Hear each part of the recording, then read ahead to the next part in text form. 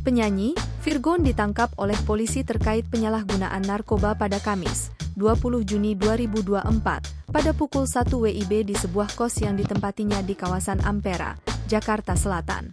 Kasat Narkoba Polres Metro Jakarta Barat, AKBP Indrawyeni Panjioga menuturkan Virgon ditangkap dengan seorang wanita berinisial PA. 1 hari yang lalu telah mengamankan 2 orang yang diduga melakukan tindak pidana penyalahgunaan narkotika. Yang pertama pria berinisial VVP, Virgon, pekerjaan musisi, dan yang kedua seorang perempuan atas nama PA.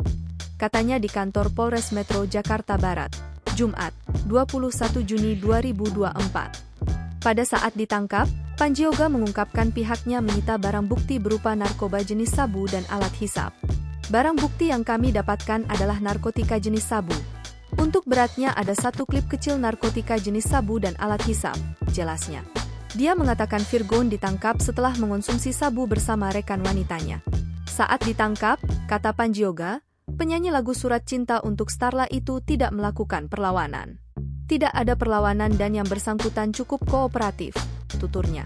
Kini, Panjioga mengungkapkan Virgon dan PA masih menjalani pemeriksaan terkait kasus ini.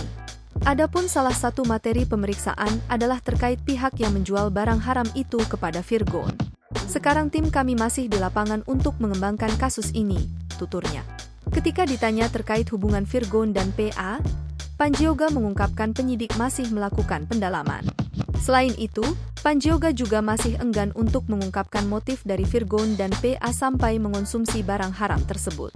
Kami punya waktu 3 kali 24 jam untuk melakukan pendalaman pemeriksaan terhadap kedua orang tersebut apakah akan dinaikkan statusnya menjadi tersangka atau tidak, jelasnya.